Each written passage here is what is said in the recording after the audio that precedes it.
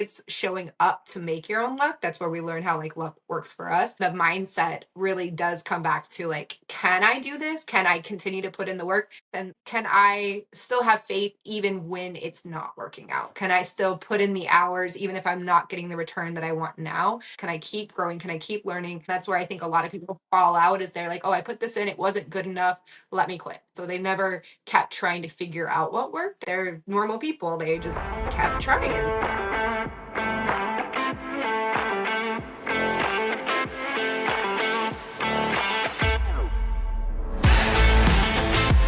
Welcome back to the Pint and Portal podcast. I am so excited to have you with me here today. If you have ever wondered, what's the point? Why am I doing this? I have a dozen books out and none of them are selling. Today's guest might change your mind about where you're at in your career. My guest today is my friend, Heather Carson. We met a number of years ago at an author conference. We were both writing dystopian books, and neither of us were really selling any copies. When I first met Heather, she had over a dozen books published and wasn't even making $1,000 a month, which I know for some of us is still quite a feat. But in the last couple of years, she went from 15 published books that weren't quite hitting their stride to crossing over $200,000 in revenue. And then the next year, she doubled that number, breaking over the $400,000 mark. And she did it all by getting ruthlessly honest about something that most authors overlook: whether they actually know their readers. Heather was able to pivot her writing from dystopian to shift her romance with a dystopian edge, as well as paranormal fantasy, while still writing the books she wanted to write. In this conversation, Heather breaks down the Venn diagram that she uses to find that sweet spot between what you love to read, what you're comfortable writing, and what the market actually wants. So if you feel stuck in your writing and you've been wondering whether to keep going or how you could ever make your writing into a career and need inspiration, this is the conversation you need to hear. Heather has walked that road and has come out the other side with a strategy that's working, and now her next goal is to be a 7-figure author within the next 2 years. I know I was super excited to chat with Heather. This is a fantastic conversation. I know you're going to love it.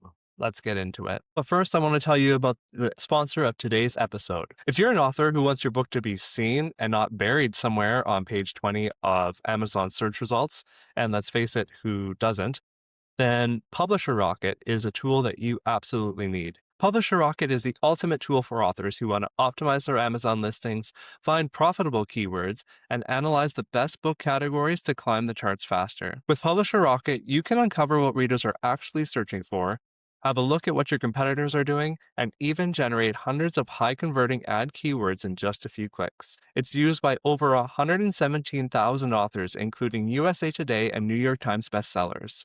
To learn more, check out the link in the description below or head to www.pintandportal.com/deals for more information and to help support the show. All right, well, Heather Carson, or Heather K. Carson, as Right. your secret pen name goes. No secret. How are we doing today? You. I'm doing quite well, thank you. It has been a busy day and a busy week, but I'm excited for our chat. And I mean, I know we've chatted recently, but it's been quite a while since we've really gotten to sit down and talk about you and your books. So I'm looking forward to this. What I wanted to kick us off with was our first Vegas conference. At the end of the conference, when I don't even know who it was, but some random person came up to us and asked us if we wanted to be on a panel at it was the 20 books to 50K conference. And we said, no, that's not what we want to do. But then afterwards we said, well, no, we don't want to go up and speak on a panel. What we want to do is be asked to speak on a panel, but to have have the privilege to say, no, we don't want to be up in front of everybody.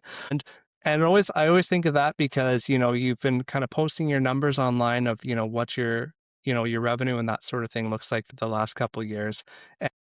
And I think that, you're kind of at that point where you are definitely someone who was probably asked to get on stage and can probably, turn them down if, if you Wanted so to. desire. Too. Yeah, Yeah. I think that year was the year Kyla Stone took the stage and she had like a 200K earnings and we were blown away by Yes. that. I was like, that's not possible. She's a unicorn. But then I think, yeah, that conference was the like I decided I was like, well, why can't I be a unicorn then? I'm gonna figure this out. Like, and so yeah, I crossed that income level and then I ended up well doubling that this year. So that kind of was like a moment too. I thought about that too. Like when you like think back like how far I've come. I'm like, oh wow, remember when you thought that was a unicorn moment? And now I'm like, ah, that's nothing. We still got more to go. Which is amazing. And that, yeah, like I know I've kind of been able to, it's been kind of cool to see your growth the last few years. And I've always thought back to that moment because that was kind of for me, it was like, yeah, like this is kind of the target. We want to, be able to be at that spot where people would want to invite us on stage and speak about those things and people would be blown away by the numbers that we have. So, it's been really cool to watch. And so I want to kind of start out by asking you, for someone who's listening today, who's maybe they're working on their first book, but maybe they have, a number of books out and, nothing is seeming to stick and they're looking at these authors that are making, six figures and thinking that's not anything I could possibly do. What kind of advice would you offer them thinking back, to where you were at 3 years ago to where you've come? Ironically, that 20 books conference, do you remember we actually got invited upstairs to hang out with some of the high-end authors that time, and then I do. we met up with them later? So, I Yeah. didn't get it at the time, but I was like, "Why are they being so nice to me?" Like, that's not, but I think they were just trying to show me, like, anybody can do this, and I didn't wanna believe that. I was like, "No, no, there's" I had a lot of mental blocks where I was, like, trying to say, like, "That's not my level, like, you do this and but once I kinda got home and I was like, chewed that information a little bit, I was like, well, I mean, there really isn't a lot of difference if you study who's made it to this level and stuff like that between anybody. Like, it's not demographics, it's not even genres. It is a lot of can you do it? Can you put in the effort? There is luck involved, but I don't think it's luck necessarily. I think it's showing up to make your own luck. That's where we learn how like luck works for us. So the more put in the more lottery tickets you buy, the more chance you're gonna win, right? And then, Fair enough. like I said, when the mindset really does come back to like, "Can I do this? Can I continue to put in the work? Can I continue growing my craft? Can I continue like learning, ads? Can I continue understanding every nuance about this business? And can I still have faith even when it's not working out? Can I still put in the hours even if I'm not getting the return that I want now? Can I still finish the projects that I start? Can I still feed my readers? Can I still learn more about the market? Can I keep a growth mindset? Can I keep growing? Can I keep learning?"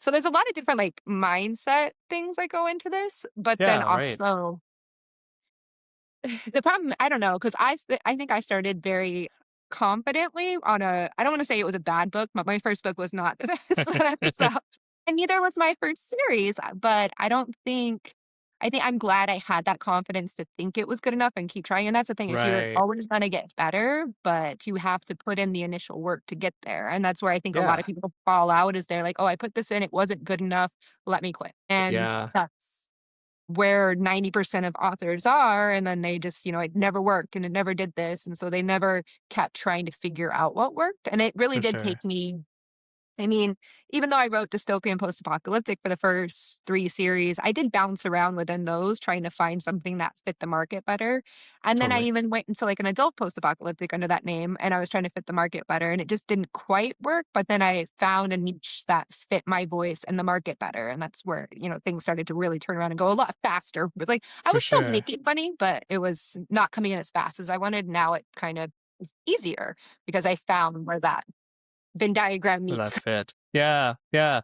There's a couple of threads I wanna pull at there. First of all, you had mentioned that when we went to meet with the high level authors, the authors who had already were on the stage and were more not even just making an income, they were kinda like the headliners of the conference. Like, I think it was, like, Franklin Horton you had sat down with and Kyla Stone, and these were, like, post-apocalyptic authors at the time who were doing quite well.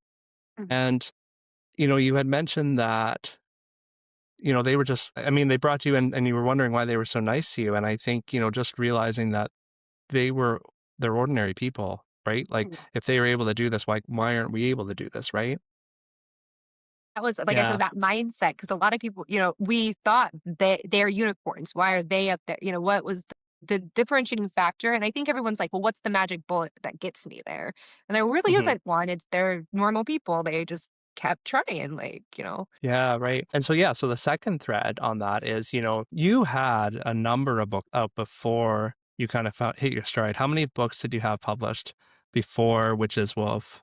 15, I went back and added a 16th book to finish out that series, but I had 15 before I wrote Witch's Wolf. So that was my 16th book. So it was, I Yeah, had a background. And I think that's something we forget, like a lot of like as independent authors. I don't know like about you or how many books you wrote before you started writing and publishing, but I really published the first book I ever wrote. So like I I didn't did. I did. I I did too. well, and so when you think about how even the traditional models work and stuff, how they used to work, you didn't get your first book published. You No. wrote 10 books before you found an agent that believed in it and picked it up. And so it's kind of reflective in the market too, you start to see is like the more time you put into craft and effort, and stuff like that, the more it's gonna and studying the market and knowing what's trending or no not even trending, I don't like that word trending, but knowing what's gonna sell. Like Hmm. that's or what readers are gonna want right now. That's all comes from experience and time in, like butt and chair. Right. Yeah. So, I think there's a lot of authors who will write, two or three books and, don't find that don't find that niche or don't find that place for them to sell or not are not able to market them and just kind of give up at that point. But your experience, I think, really reflects that it takes a lot of time and a lot of, failure is probably not the right word, but it takes a lot sometimes Right. to find what is going to hit, right? Yeah. And I do and I mean, obviously, there are unicorns that get lucky. There is that one book that takes off. But a lot of the times and I have yet to see I hear a lot of people where like it took off or it's luck. I have yet to see anybody that hasn't put in maybe hasn't been writing books since they were 12 and then this is their first, adult novel they wrote or something. Or they have degrees in certain things where they've been doing this like in some other field, some other or even if it's just marketing, they're really good at marketing and then they Hmm. turn that to books. So I don't think it's ever like a unicorn. I think a lot of it is skills and Yeah. not just talent, but skill. Yeah, like learned Yeah. growth. Yeah, investing in, the time to learn something about the industry, right? Because I was talking to Absolutely. ZS Diamante in the last episode, and his first book did, kind of take off as well, but he had spent a year before that just building up his marketing platform. So even though he didn't put up, in the time necessarily writing, he put in that time elsewhere to posture himself to, the market in order for that first book to find an audience.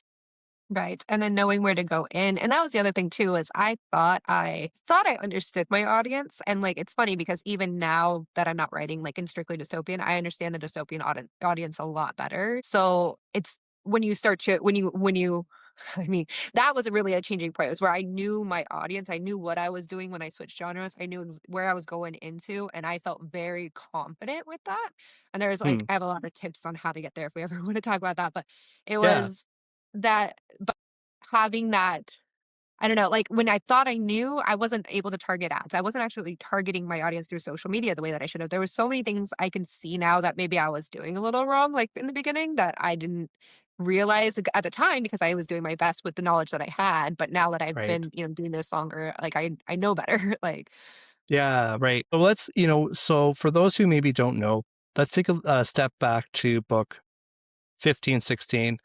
What were you writing prior and then what did you switch to that found that audience? So I started out writing YA post-apocalyptic, and then went a little more fantasy dystopian, which this is looking back, I'm like, oh, this will all be the same. No, it's not the same mark. And then I went back to strictly YA dystopian, and then I decided for an adult post-apocalyptic that had like a romantic twist, but it was very much clean romance, so it didn't quite and it was like it was a kind of a mashup of genres I was hoping would work, but it didn't quite stick where I wanted it to because I was still kind of throwing darts and twisting things around and trying to find my voice. I like a lot of like high octane anxiety kind of inducing stuff, but I was actually going through a really tough patch like mentally because my husband's military, so he was deployed a lot that year and I had two small kids at home and I was like I'm just want to try to do something a little fun, I guess, like just to Hmm. kind of shake it up. I had an idea on what I wanted to do. I wanted to test a market that I like enjoyed reading. It was one of those like I read it just for fun kind of. I didn't think I'd write in it, but mostly because it had a lot more romance than I was comfortable writing and a lot more open door scenes that I was comfortable writing. So I was like, I don't know, I Right. haven't tried this yet. But that's one thing I like every time I tell myself, like, oh, I can't write that. I'm like, you're gonna go write that now. Like, because I don't like to have those mental blocks that say I can't do something. So I wrote switched to shifter romance, but I had an idea where I took my dystopian worlds with me because I saw a lot of the shifter world, like a pack mentality, really has a lot of like those dystopian tropes in them that people don't realize that are dystopian tropes, like a lot of control and, like us versus them, the collective pack versus, like individualism. And so there was, a lot of themes that you see in dystopian that are prevalent in this genre. And so I was like, oh, I can take this here. I can take a whole new world to this and then see. And it did really well right off the bat. So that one was kind of like, when something flows well and it's easy, it's so easy. Things start to flow, everything kind of goes into alignment, and it's lovely when that happens, especially because I spent, 15 years kind of beating a nail in. Like they said, find your audience. I went out and I built a place for my audience to come, and I did, like I worked very hard. For I just sure. so doing. But Yeah.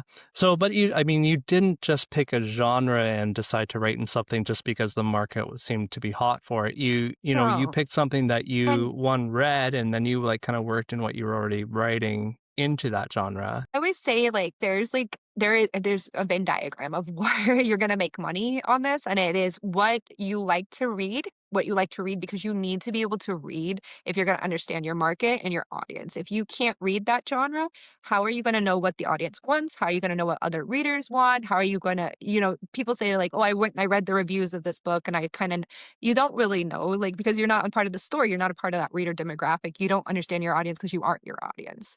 And then you from there, this circle, I'm gonna draw like I need a whiteboard so I can draw pictures. And then from there, it's what you read, what you like to write, like what you're comfortable writing, where your voice is at, where your voice is best served. I already knew that I wrote very well in first person. I knew that I like my adrenaline, like fight scenes and stuff. Like, so I wasn't ever going to be able to just do something that didn't have that because I needed to be my intersect where it's comfortable. And then obviously our sweet spot is what's selling. So what's hot in the Right. market. And so when you find like that sweet spot, that's where I think things snap into alignment and they start to flow easier and things come around. So yeah. Right. So, how do you avoid chasing trends while still knowing what's gonna do all right in the market? So, and here's the thing about shifter. So when I went to shifter romance, I remember everyone was like, "It's dead. It's dying. It's oversaturated." I like Kalytics. Like I'll just read the Kalytic reports on stuff. I did see like where they were like, "Well, this is starting to," which is actually cool because now that I think about it, so they were saying like, "Oh, it's starting to decline a little bit, but it's still." So I kind of made a good educated guess that it was, like it wasn't going anywhere, which it was good, especially because fantasy romance took off and there's fantasy romance is a very hungry audience right now too, where paranormal romance kind of slips into that, like feeds into that genre too. So I made a very educated guess at the right time too. Another thing I did was my cover when I first did it had like we had a symbol or whatever. My cover artist was like, "Please don't give me a man chest. I don't want to do a man chest." And I was because I've Right. been with her since the beginning, and she does everything. But so she did a symbol, and I remember it was saying like symbols were dropping off the map and everything that year. But now, like the following Kalytics reported the next year, like my cover was the top one, and they were all like Hmm. because it's kind of switched to a different vibe. So some of that was an educated guess, like of where the publishing world was going, but also I knew the market was just a lot hungrier than what I was writing. I didn't realize, I guess, I thought I could change the market, and that's a little hard to do. Like you can still change it in your own way, but you can't fight it. You can't Right. sometimes it's better to just go with the stream. Now, trends, I don't ever recommend chasing trends because you never know when they're gonna die out. You might have Hmm. by the time you write your billionaire mafia romance, like everybody's tired of really great characters. So it's kind of you can kind of add in trendy tropes, I think, but like your overall strategy needs to be one of longevity and tracing trends is never gonna be I don't think it's a viable like long-term plan. So, Right. Yeah. Yes. And I think that's the difference because I know that, we've talked before and you said that a lot of people tried to just do what you were doing because they saw that you were, successful. So they decided to write a shifter romance, assuming that it was just going to do well because it was that genre, right? right. And We that, didn't but hit the Venn that's not diagram. what you did. So that was, and that's why I always am wary. And you'll see a lot of people that say, "Oh, I don't want to just give away my genre." I don't know if you like when you see people with big name posts and they'll say, "I don't want to tell you my genre." I always thought before, like, "Oh, they want to gatekeep or they just didn't want to, flood it or something." But then I realized it's because, I mean, I don't even see the point. I tell people just because it doesn't make sense, but I also don't want you to think like, "Oh, let me go rush out and write a werewolf novel." Like, do you understand the market? Do you understand what readers want? Do you even like to write it? Like, and that's Right. where if it doesn't, you're not fitting all those things, what it's not gonna kick off. There's hundreds of people that write shifter romance and they don't, do as well. So and I think actually there was somebody had commented the other day. I post stuff sometimes to try to help other people out, but they said, should I just add romance to my story? Would that help sell it? And I was like, you can't just add romance. Like, is it romance? Because you have romance readers that you're appealing to. You can have a romantic subplot, which most stories do and should, I would think, just because, we want to play on emotions. Like that's what makes it the best book. But yeah. So I was like, you can't just add romance. So you can't just start writing romance if you don't know, and honestly, I will say that I struggled even the very beginning of it because I wasn't I had dystopian romance and I had sweet romance, but it was a struggle for me to like get into like my groove on how to write a good romance. And like, I'm still Mm, constantly trying to grow and improve on it. So it's right. not, yeah. Yeah, it's different shifting. It's a shift from the romance being part, a subplot, than the romance being the main part of the plot, right? And that's really the shift that you had to make doing that. Yeah, and like appealing to romance readers. Romance readers are a voracious crowd and they are not quiet about what they like Yeah, and what they don't like. but in doing that, you were still able to take two different genres, and like you said, there were some similar elements, but you took the genre that you were enjoying writing and a genre that you enjoyed reading that you saw was doing well, but you were able to kind of combine them in a unique way to kind of maybe hit that audience in a way that I don't know if they hadn't seen before, but it was a unique reading experience for them. Without them realizing that's what they wanted. Like, and I play around with that still. Like I have a dragon series, which is call it a small town romance with tasting or wait, or tasting notes of a small town romance, but set in the apocalypse. Like so, it's small town. It's got that same tropey girl has to go back to her small town and runs into like the man of her life, but really it's set in the apocalypse. She's running back to go like live out on her ranch. It's the dragon prophecy, and so I kind of play with these I don't know conjunctions of tropes, but that's not a new idea. Like they say Kyla Stone, she took a thriller and post-apocalyptic, and post-apocalyptic is a decent seller. I mean, not high end or anything when we're talking about like a hungrier audience, it's more niche. She took that and she blended thriller, which is one of the most popular selling genres, just Yeah, and was able to do well. And you hear a lot of I remember Truby, was it Truby? Truby, John yeah, Truby? Don Truby. He was talking I think he has a whole, like, class or section on, blending genres and how, like, the greatest movies, take genres and are able to, like, push them together or whatever. How do we Hmm. appeal to multiple audiences? Right. So, Yeah, yeah. Jean Truby works with a lot of movie like script writers, and if you get a chance, he has some amazing interviews on YouTube that you can look up where he's talking about his theories about genre blending and all sorts of different plot elements. And yeah, his book Anatomy of a Story, I think. Is that it? Anatomy of Story. Yeah, he's got two, and I think it's like Anatomy of Story and Anatomy of Genre. That feels slightly off, but I'll link it in the comments maybe later or in the description. But yeah, he does talk about that, how you have to have a couple, two or three different genres blended together to kind of drive your plot forward in an interesting way. Because just having one genre isn't really enough to make an interesting story anymore because that genre has been set. Does Tired, that, yeah. And you yeah. gotta add something fresh to it, and, like, that's where yeah. And I think I don't know. I mean, and honestly, so I always say it too, that when we talk about, like, our highest earning genres, we know romance and we know, thriller, mystery thriller, right? Like, so and then I break that down into, like, what is, like, your emotional response to the genre selling. So romance, everybody loves connection, everybody loves love. Like, even if you gotta everybody's a little romantic at heart somewhere deep down. Like, maybe not everyone, but a lot of people. And if you really aren't romantic, then you're really gonna like your adrenaline, like junkie type stuff, your fear Right. based, but also, adrenaline, fear. object or like I write romance, so like so I'm more into this. But I played on fear. I played on actually it's funny because my dad is a very traditional guy and he was a single dad. So when I decided I was gonna be writing romance, I told him we had a conversation. I said, Dad, I'm gonna write werewolf smut. You okay with this? He goes, well, you sell fear. Why can't you sell sex? And I was like, good point. Like I didn't think about it that way.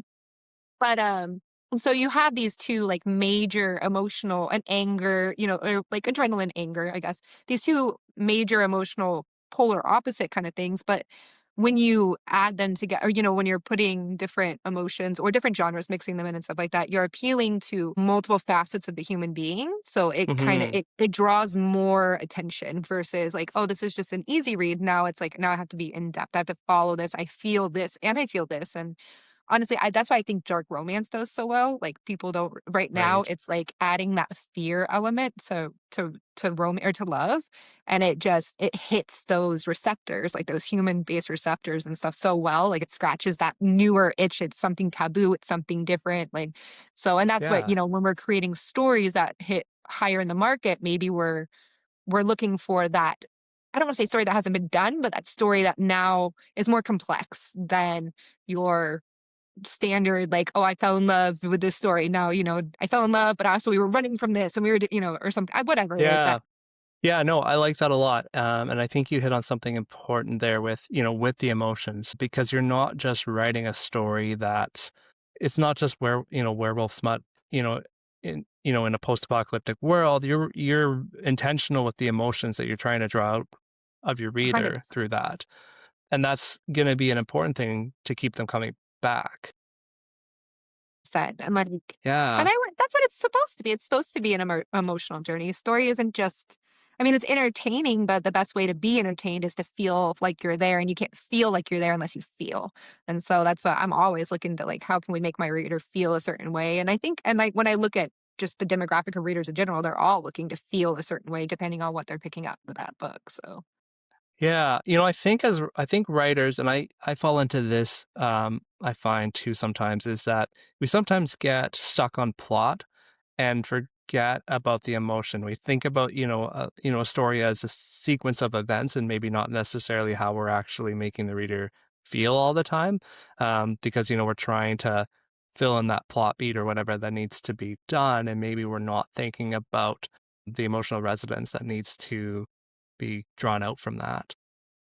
but yeah, I see that a lot too. I see a lot of I don't want to say cut and dry, but cookie cutter stories like that, where you're Mhm. like, okay, well, it's a good story, but I don't remember the character. I don't have like that emotional synopsis building connection to the story or whatever because I didn't get emotionally invested in it. But I will say that a lot of readers, they also want to feel very comfortable with the structure of a story. They feel like, oh, it's supposed to have this beat at this time, or it's supposed to have this, and if you're not hitting those too, so structure is important, like those plots. So it's a Yeah. balancing act. We're all like that's we're all Right. genres. Yeah, absolutely. Yeah. So you're taking the structure, and that comes, like you said, that comes from knowing the genre, knowing the story, like reading the genre that you're writing in, Yeah. and then taking a couple different genres and pull in different emotional elements from each of those and, put them together to create something that your readers obviously really enjoy. Yeah. That's well, I mean, Yeah. and like I said, I get a lot of hate too, but it's mostly love. But romance readers are so vocal about that. I was not expecting that. Like I will say that my dystopian and post-apocalyptic, like I had much nicer reviewers. Like even if they didn't like something, they were very much it was a different audience. But like romance readers, they are Hmm. hungry, they are vocal. I love them. I love feeding them, but yeah, they are sharp. So Hmm. No. And so now, how many books have you written since Witch's Wolf? Where are you at there now? that was a trilogy. I write in trilogies just because that's just kinda I see so I've been playing around with it, but I like the idea of a different couple, so I did that with hold on, well, I'm gonna answer your first question. 3, 6, 7, 8 or 3, 6, 9. So 9 books, 3 different trilogies, but one of my trilogies had a companion novella and then another novel added on just because, they wanted or my readers wanted more of the characters, so that was, Nice. 10 in a novella in my new genre, so in 3 years. Like so yeah, I'm still Oh, putting out about yeah. 3 or 4 or 4 4 3 year. books a year. That's amazing. This That's year, I'm really only is gonna put out 3. amazing. And they're not short, super short books. either that you're doing these days? First trilogy, what they were about 100K each. I kind of with my second trilogy, I went back to like my 65K words because I Okay, wanted to test that length. But that one was the same couples and it was split through 3 books. So that one has like an amazing read through. It's like 98% read through. It's crazy. But and then I want to say I did the same thing for my Dragon series. It was about 65K each. So not super long on those ones, but then I'm back now, so that's why I'm only putting out 2 major books this year and then 1 just 'cause back to the 100K length again. Like, this one's not right. ending. So, for me, I'm also in KU, so, like, those longer books, I love them. Yeah, yeah, that's the question I wanted to ask you next, actually, because so many other authors I talk to who are generating a large amount of revenue are talking about going wide these days. Like KU seems to be a model that they think is in the past, where, it used to be that you had a rapid release and you put them in KU and you get those page reads and onto the next book. And I mean, some authors were putting 8 to 10 books out a year or more with that model. Now you're doing 3, so it's not quite rapid release, but that's still, I mean, it's still a lot of books. So what has been your, I guess, first of all, what has made you decide to stick with Kate? So when we talk about knowing my readers, knowing my demographic, all began on Wattpad, but then they moved to like the Dream app and these different apps and stuff. And I've never read on those apps, but like I remember like the basis of these stories. And a lot of these people, they were reading these stories in high school on Wattpad, and then they moved to these subscription based. So they're very much a subscription based. They want the next chapter. These were readers that this is where they started. So I know a Right, large percentage of my demographic is a subscription based reader and the largest subscription is Kindle Unlimited right now, so right. that influences it. Yeah, I guess we should also clarify for maybe listeners who don't know, Kindle Unlimited, that's what we talk about with KU is, Amazon subscription service. And authors who choose to have their books published in Kindle Unlimited, at least independent authors, traditional authors get to play by different rules, which is it's not really fair, but can only publish it with Amazon. You're not allowed to publish on any other platform. You do get more revenue from your Amazon sales and you get paid per page read in that model, but you're not allowed to sell on Kobo and Barnes and Noble and that sort of thing. The subscription model for KU is also I mean, it's just the ebook, so you can sell paperbacks Right. anywhere, Yes. anything, and there's different, like yeah, so and it's the same thing, like, if you are exclusive through, I think, ACX and Audible or whatever, like, your Yeah, for audiobooks can only audiobooks. be through there, you can't distribute them wide is what we call it, and wide is the platforms Kobo and Barnes& and Noble and Google Play and everywhere else. So and I know, like, everybody worries about, spreading your eggs out, like, not keeping them in one basket because Amazon has been known to shut down author accounts, and if that happens, like, I will be out a lot of fucking money. But I will say 80% of my income is still from KU. So and I read in KU. I like KU. I like the subscription model.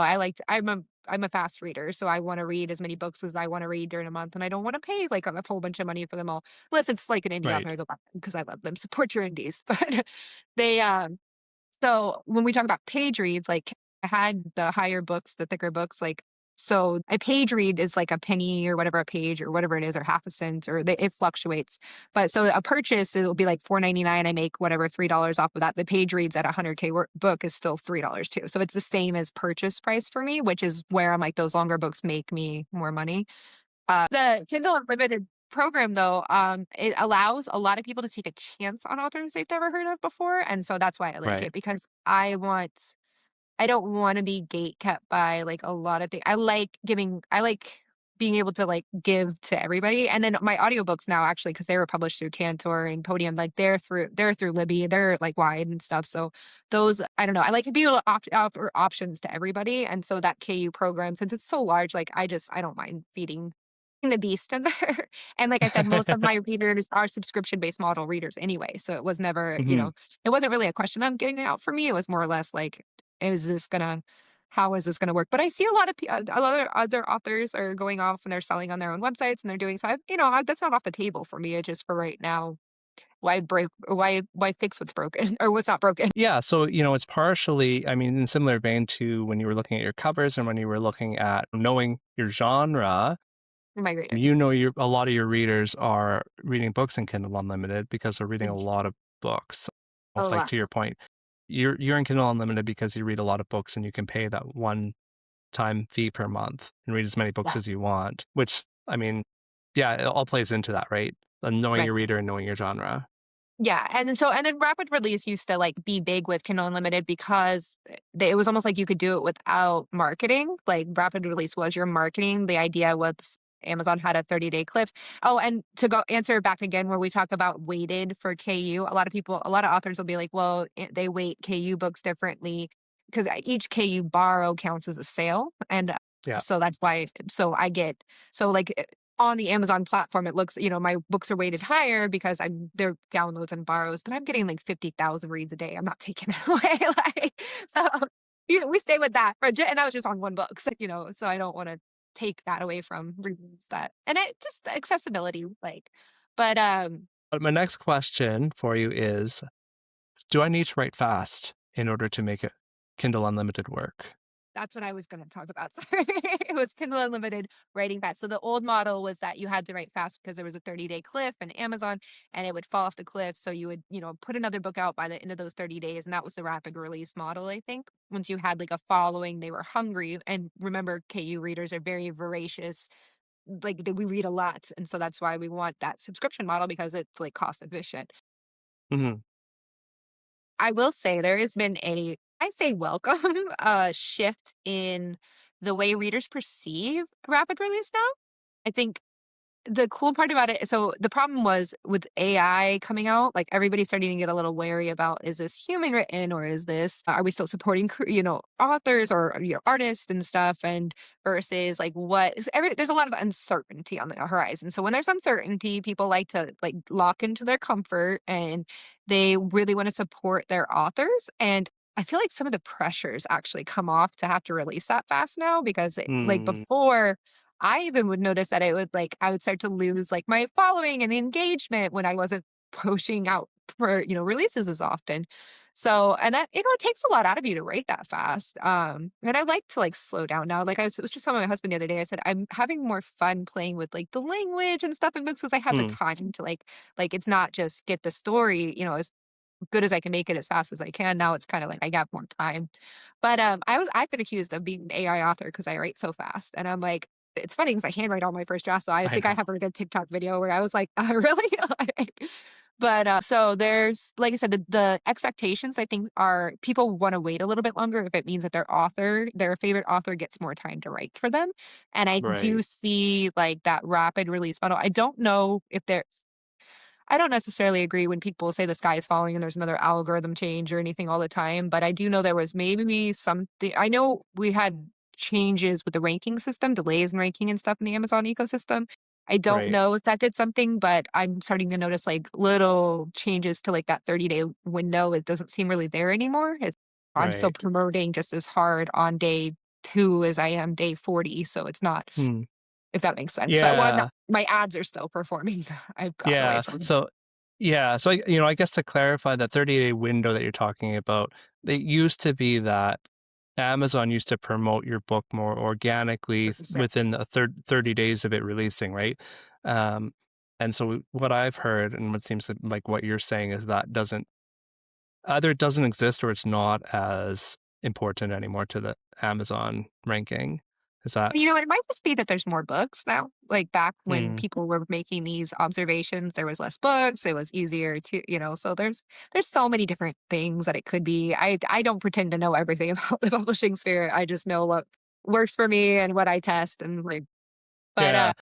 But overall, what you're saying, I think, is that well, rapid release was a model before because of that window that Amazon was giving authors. Now it's not as important, and yeah, it's it not. seems that you can slow down and still make a decent career out of Kindle Unlimited publishing.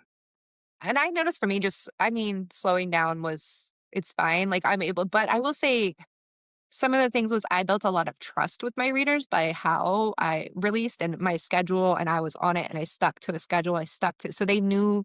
So a lot of my readers that have been with me since the beginning, they know who I am. They know, they'll be able to tell like when something's coming out. They'll message me like 2 weeks or 3 weeks before release, and they're like, "I'm sorry, where was the arc? You were, like so they know like they know my timelines on things. So but I think I built that trust with them, and I think a lot of authors that don't use, like, paid advertising, they built a lot of older authors that have been doing this, since the gold rush days that everyone talks about, which was sounds amazing, but also I'm glad I was never a part of, because you imagine that getting taken away where you could, like, release a book and, like, reach hundreds of people, and now it's like crickets. And then not having to figure and then having to figure out what to do and just thinking that Change it your just yeah, just thinking that it died, right? Without having to any way to grow shift. and adapt with it. Yeah, which I think, it seems, for your career especially, you've been willing to pivot. You've been willing to shift your strategy and your genre, and really how you have worked your Do it career again if I altogether, need right? to too. Yeah, That's what I always yeah. say, like, with the KU thing, if it ever happened that God forbid that something knock on seriously, that Amazon shut down or something happened, I'd pivot and I'd figure it out. I have faith in myself, and that's, like, the mindset thing I think we go back to, like, can you still see yourself doing this? Can you still see yourself figuring it out even if things are hard? Even if something major happened, even if yeah, like, what would you do?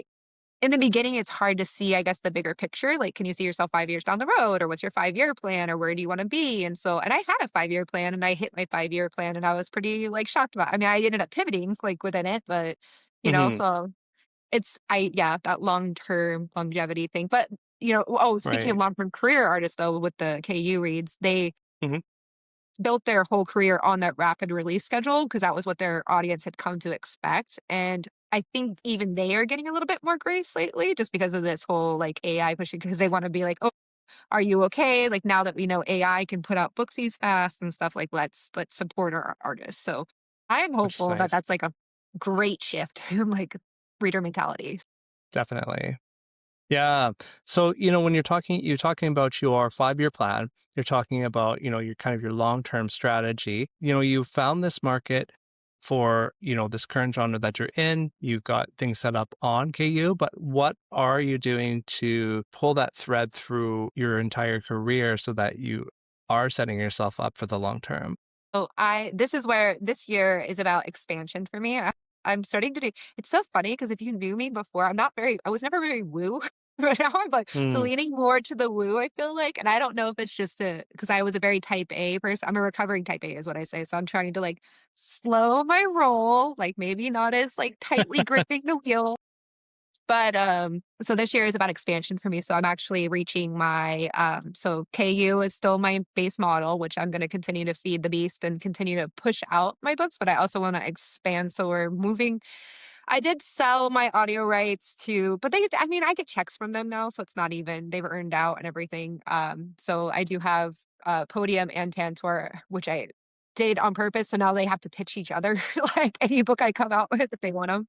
But I think I might the next series I'll probably be just produce myself, and then translations is another thing. I have been on the fence with translations. From what I've seen of translators, if you did want to hire a human translator, I don't think the cost is super prohibitive if you're already know your book is selling. I think it's one thing if you know the book I think I'm doesn't have a worried about market.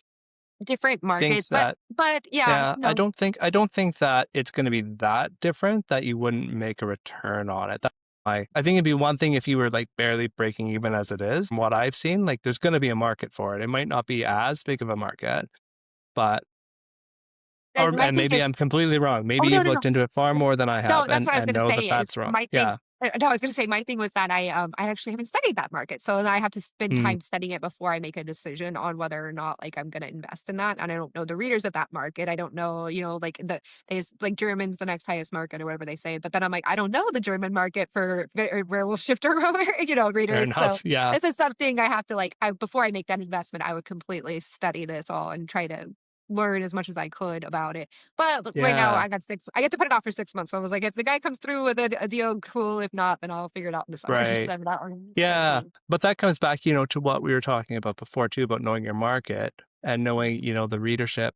It's just it's the market in a different format, really. Nice. As if the market still exists in German or any other Mostly, language yeah, you're like, looking or to. how they read. Do they do their subscription models? Do they, or do they prefer paperback or pretty books, and like, so there's, different like nuances that I have to like think about. So yeah, Yeah. but I get to put that one off for 6 months. So, okay. So the next step was I was moving into direct sales. I want to do more direct from I mean, I do signings, but it's not they don't really like it's more for fun for me. I get to Hmm, get to meet readers and they go out and then I take my family and we do a little vacation out of it or something. But I want to do more direct sales like from site. So there's like little things like we're moving into that I'm trying to expand out and then just kind of like increase along with like everything. scale up.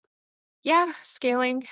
I guess. So I mean, yeah. I know what's gonna scale up is more books. Like, that's always gonna be my next step. That's always gonna Hmm. be like what feeds the beast. So, but I'd like Right. to do some more like stretching, expanding outward and like sustainability, I guess. Yeah. Infrastructure there. That's Right. what it's for. Yeah. You're taking. I mean, because you already have the work, you already have the book, and now it's finding more avenues that you can Yes. sell that one book without doing the extra work of Right again. writing another book, right? That you can take that book and make more from it from different platforms and different it's the same as an audiobook, right? It's another revenue stream that you can bring in. So even though you're within Kindle Unlimited, you have other options to generate additional revenue from your book without having to sell your ebook on other platforms. There are other things you can still do with your books. Yes, and that's kinda where I'm at now. Because I Yeah. was like, "Okay, let's, like, start to expand out, like, let's, get not away from KU because I already know KU will probably still be, but let's see what we can do in different areas." So that's my goal for the next, like, year or 2. I'm heading towards 7 figures. I'm gonna be a seven-figure author. That is now my next goal, so I'm gonna get there. I don't know. I said by the time Yeah. I'm 40, but that's, like, 2 years away, so I might need to push that a little bit. We'll see. Well, I mean, from what you have done in the last 2 years to the next 2, it may or Can't may see it not be a now. stretch, right? So, but I like that you're looking at ways to build your revenue streams from your existing work. I subscribe to Becca Sims. I haven't I don't know. I Becca know her Symes? name. It's Becca Symes, sorry. I know her name. I know she's thrown around as like the god guru of like a lot of things, and I haven't read anything really by her, but I did just watch a YouTube or a video that she had done, but she was talking about like when you get to certain, I guess it's like stage 3 of it, but she was talking about the stages of this, and I was like, She's on point on this, so maybe I should watch more of her." But stage 1 being like exploring, trying to figure out your ideas. I'm just paraphrasing this probably badly, but stage 1 being like, learning your ideas. Stage 2, like, oh, we're getting into like we're starting to understand like publishing and like our books are, we're starting to make a little bit money. Stage 3 is where you take off, like, in Hmm, like your something will take off, whether it's pen name or one book or a series or something, starts to like exponentially rise. So there's like, they go through this. And then stage 3 to 4 is like your infrastructure building. And so you're starting to like hire more people and expand and make money in different ways and and everything. And I was like, holy crap, it's so scary, but I'm like right there. And how did she know? So, but yeah, that's something good to look into if you ever find her out of that video. yeah, I don't Becca even Syme, know what yeah, it's called. I know some of her work, I know she's very highly regarded in the author community, so she might even be someone I need to bring on to the show because she does have a lot of I know she does work with a lot of authors on their growth strategies as She well, does. so And I guess like yeah. mindset work and people like swear by paying for an hour of her time. And I'm like, wow, Mm, okay. But yeah. I just happened to, I forget what it was on. Oh, there's a group. It's called the Millionaire Author Mastermind, I think. Yeah. And she shared in there. It was shared in there. That was a good group though, too. One thing that you touched on a little bit that I wanna dig into, because you talked about how organic reach isn't the same in Kindle Unlimited anymore. So what promotional strategies are you using for readers to be able to find you? I am an ad girl. I Okay. love ads, but this was something early in my career. Like I did a lot of, say early in my career. How long has it been? 6 years? I guess it feels, it's been 6 years. But Yeah. I did a lot of social media strategy and I was very uncomfortable with it. Like I know I come across as pretty outgoing, but I'm in like an extroverted introvert. I can be extroverted and then I go die and I have to like hide for 3 days because it was too And much recharge. extrovert. Right. I But do understand that. so social media for me was like I remember when I got a TikTok like before other authors did, but I was so uncomfortable that I forced myself to go live like every day for a week and just talk to strangers. And it was so uncomfortable, but I was trying to get out of my comfort zone and learn, these different strategies. Instagram, bootstrapping, I contacted, different bookstagrammers and was sitting out, I did everything that you're supposed to do. And I have a whole social media strategy that, for starting out, which worked. It worked well for what I was doing, but I just knew I couldn't maintain that level, like with me personally, because my personality just like burns out very quickly if I have to continue to like be on all the time and like, share. I don't want to. So I knew from very early that I wanted ads to sustain my career because I wanted to be able to throw money at something and like not like have to see I could do it in my pajamas. So I learned, Amazon ad strategy, which it's not complicated, but when you first are looking at it, it's a lot of like I don't it can be overwhelming, I guess, when you're first looking at the dashboard and stuff. But my thing was I understood it, I learned it, but I couldn't get them to take off still. And I didn't know that it was because like I still hadn't like reached the market where I needed to. I still didn't know my readers well enough. I didn't know what comparable titles were. I listened to like, oh, I knew like if you like this, you might like this. No, no, no, sweetheart. Like, why did I think that? But that's what we're all taught, like, to use Hunger Games for YA dystopian. If you like the Hunger Games, you'll like this. No, because if you like Hunger Games, you liked, a YA cultural shift in 2010 that was very much up there on the same line of if you liked Hunger Games, you liked Twilight usually in 2010. Hmm. So when you're doing comparable titles and the ads and stuff like that, like it has to be so close. Like I have to know the title, the style of voice. I have to know the steam level. I have to know if the main character is a cinnamon roll or this. I need to be able to target this book that if you read this, you will 100% like this one. And that's how we get these ads to do well, which I didn't real. I mean, I knew this, it in the back of your mind, but until Yeah. you're like doing the work where you know your audience so well that you can 100% say, oh, I know that author, I know that style, I know what this character did. That's not, Hmm. well, maybe not that in depth. Maybe I'm crazy on that one, but to the point where you can actually know with 100% without a doubt that you're like to this day when I don't know if you're on the Amazon dashboard at all, like if you do ads, but they will give Yep. recommendations now. So it'll Yep. be like, oh, like this performing ad was this, and maybe you should shut this down. To this, like just the other day, I got on and it wouldn't show me the Kindle Unlimited reads on the what targets were performing poorly or whatever, and it was showing some targets, and I was like, no, I will not turn those targets off because I know 100% that those books are, you know what I mean, convert. I know those books are Okay. converting; they're just not converting on the Kindle Unlimited, and I know this for a fact, and I won't touch them. So, and it's, like little things like that. Like I am very confident in that. Whereas before I would have been like, well, it's telling me, or, because I wasn't quite sure. So there's that's like about it. But also, once you're, I don't know, there's a lot of things, but like I knew how to do these ads. I did the same ad strategy that I did for each of my books for this book. So it wasn't that I did anything different other than knowing my market a lot better. And that's where, like, so now my ads, and like I said, I pulled in like 400K last year. I spent 200K in ads and I don't care. Like I was like 50% or 100% ROI is fine with me. Right. And I would ideally want to spend 300K this year if I can and like push it up. So it's, or get 600K back. I'm testing right now though. They're like, it's a little scary, like pushing on the throttle on some of these. And I'm like, maybe tone it. So you're targeting individual books. You're not going in and selecting, shift or romance as a genre. You're targeting I do. specific books to advertise to. I Sorry. do. I do. I have an adage. So I just have a basic like start my book strategy for anytime I'm releasing a new book. I have 5 ads in mind. I have an ASIN ad, which I go and I target 5, like these are the 5 that are very, very close to my book, like so close that I just know. But the kicker is they have to be in the top like 5,000 the store. So that can be hard to find sometimes. Oh, and that's so hard to find, like when you're certain in genres that don't sell as hot. Like, how do I target these books that there's nothing like it? So how am I targeting this? So, which that was another thing with the ads is you have to stretch a little bit further on books that are not genres that are not as hot, like or as high in the market. So I know my ASIN ad and then I find 2 keyword ads, I can go between 5 and 7 ads, but it's 5 basic ones, but it's usually 2 keyword ads. One keyword being book titles that I know are very similar that are going to feed this. And I try to make sure that they're within the top 15K. Like, so we already know, like, usually top 10 if I can, if not higher. In fact, when I say the ASIN, sometimes I go for the top 100 if possible, or top 200 in the store, because I want those Wow. ones I'm pay high on, Right. but I know that they're going to convert well.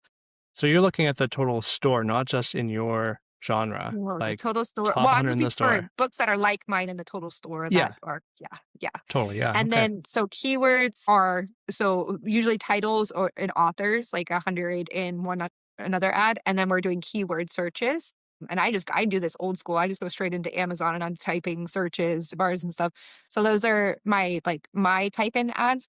And then I will add a category ad. I don't add auto ads yet though. I usually will wait until, and that's what I've always done is I wait till like I show the algorithm where or the ads, I train them where they're supposed to go. And then I will usually, and the category ads will act like auto ads to me sometimes. So sometimes I won't add those until after I've run my keyword ads for like, and I've gotten enough data that I'm like, okay, now I trust you to run on your own. And so I will give it an auto ad, and then it'll, usually the auto ads take off and they want to spend because Amazon can prove that they can spend my money better than me. So and it works. That's always worked for me. That strategy's always worked, Right. but it didn't work as well until I niched down into like my new genre and stuff where I knew what I was doing. This is just what I do. It's like I go through these 5 ads in, and then I'll add more as I go if I want to increase bids or if I want to. And I do bid competitively, and I'm allowed to bid competitively on my higher page books because I know how much I'll earn. And that's a whole Mhm. different side tangent. We go down to like how much you can afford to bid and stuff, but I didn't start out, by the way, I have to that's a big thing. I never started out with like, I've never been in the red. I've never spent more than I've earned. So everything I've reinvested my profits, like, Right. but I have never, so like when I, like, even this month, like I try to keep it with that, whatever I've earned that month, like stays down. So like this Mhm. January, December, my ads decided to go, like, I was trying to increase the throttle and then I had to like tone it down. So I was like, well, I won't see this 50K check until 2 months from now. So I just, I won't do that. And I'll play with this until I Right. kind of keep increasing if I need to. Like, but Yeah, yeah. So it's not like someone who's just starting out, you're saying yeah, go don't go and throw spend like, 200,000 on ads, right? Like no, that's not what I you're didn't even, saying. no, I think my first months I spent like maybe like 50, like when I was in my dystopian. And then like I want to say when Witches Wolf the ads were taking off, I had to turn them down a little bit. And I was like, okay, this is, I can spend, I made 1,000 this month. So here's 1,000, or something, and I'm Mhm. just slowly like, and I always just wait. And it's, we get paid like 3 days or 3 months behind or 60 days behind or whatever. So I'm always like, oh, I gotta try to plan out in the future how much I can spend here, to kind of, but I also don't want to ever put myself in a hole in this business. This feels like a great time to remind you about today's sponsor because what Heather is doing manually, she could be doing automatically using Publisher Rocket. Don't worry, I talked to her about this after the episode and she's going to look into using this tool as well. Publisher Rocket is a tool that makes the entire process ridiculously easy. With Rocket's Amazon Ad Keyword Generator, you can instantly pull up ASINs and related keywords from best-selling authors in your genre. That means you can see what's working, target more effectively, and create high converting ad campaigns without having to spend a ton of extra time searching. It is one of the fastest ways to sharpen your Amazon ad strategy and to find those hidden opportunities that you know that you're missing. For more information, please check out the link in the description in order to support the show or head to www.pintandportal.com/deals to learn more about Publisher Rocket today. Now back to the conversation. Well, for someone who's listening right now, who's maybe just getting started out, and maybe they're making, $100 or $200 a month, or maybe they have a dozen books out, maybe they're where you were at, at book 15 and wondering if they should continue because it's just not sticking for them. What's the first thing that they should focus on? Do you know your market? And that's the thing. Do you know your market? Can you 100%, could you draw me a picture of your average reader right now? Could you give me 10 characteristics about them, where they live, how they live, anything? Can you picture them in your mind's eye and you know exactly who they are? If you know that, and then you know where 100 of them are, and you know how to reach 100 of them, why is your book not connecting with them? So there, like there's different like steps we would take, I guess, if it, and I think honestly, it's all up to the individual, like, because every book is its own story. I don't know that there's one size fits all on any of this industry. I mean, you've been around long enough to know that too. Like, we all are on our own freaking path, but Right. when I think after, and though I don't even want to discourage somebody from saying, like, if you like your genre you're writing and you're comfortable here, I've seen people take off at book 20, in the same genre where it's, they finally something caught or something caught. And I've seen people who've only published traditionally, that they've written 15, 20 novels and they've tried to shop 20 of them and they've never gotten them published. They've done all this work, the same amount of work. They haven't made as much money as you. You've made how much? $200 a month off 15, like that. These people that, traditionally shop, they didn't make that money. They just continued to shop. They continued to have that hope that one day I'm going to get this out.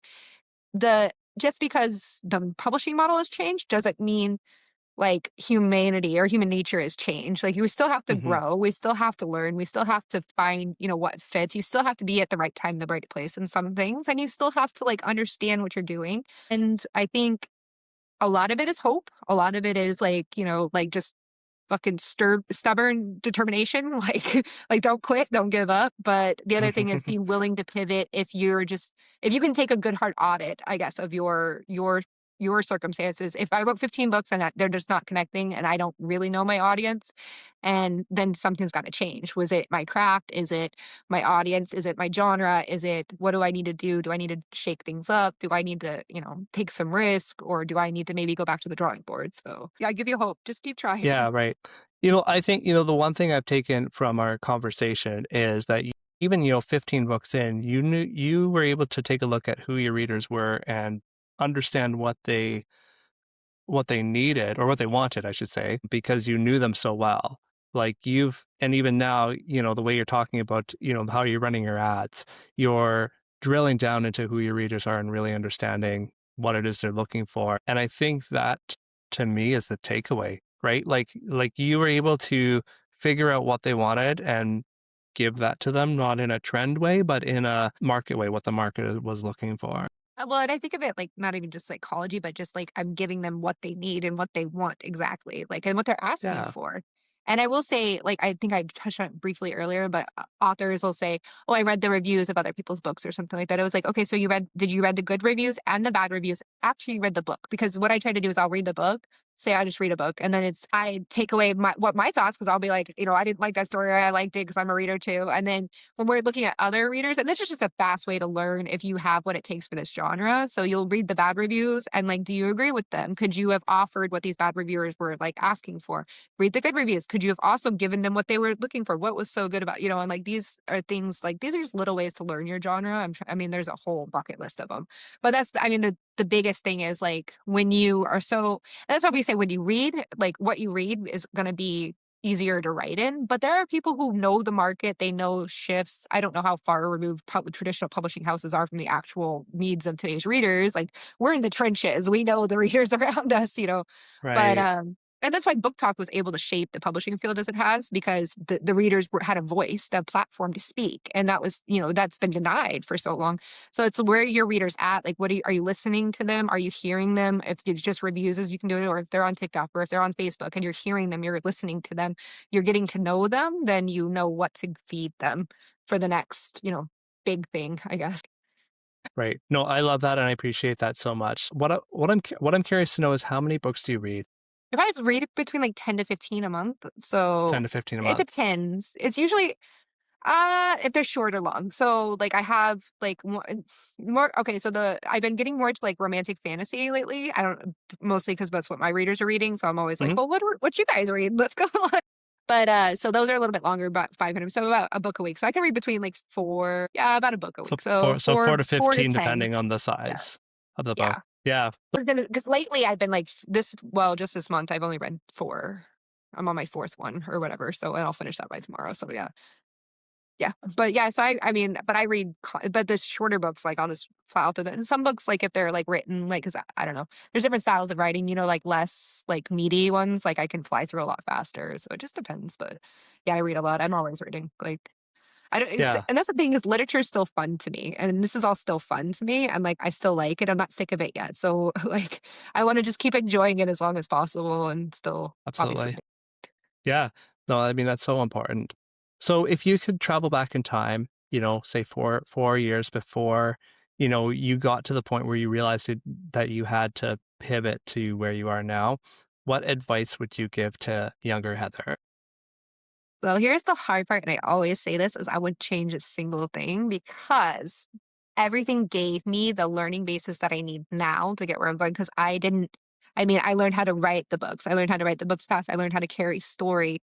I got better with each book, like on how to do certain things. If I didn't have that background, I wouldn't be where I wouldn't have, I don't think I would have been able to pivot like I was able to because I didn't I thought I understood.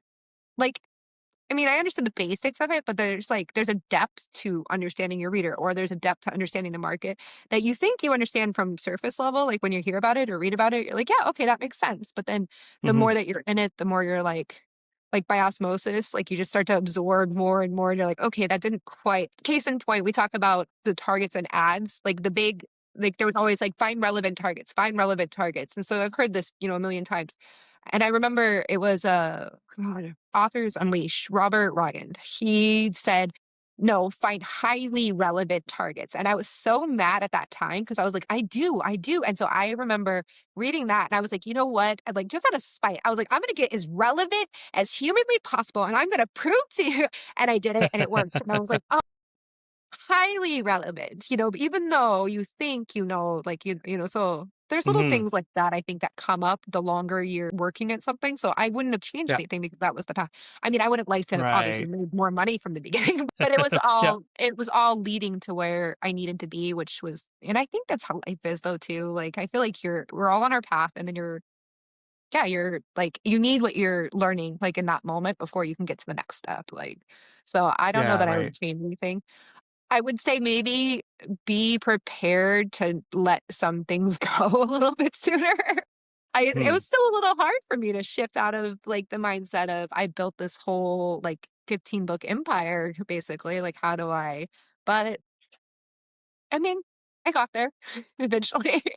Ab- But like I said, I don't think I would have been able to do what I did without all that. So that's where Absolutely. younger me, I would just say keep going, babe, because you're gonna get there eventually.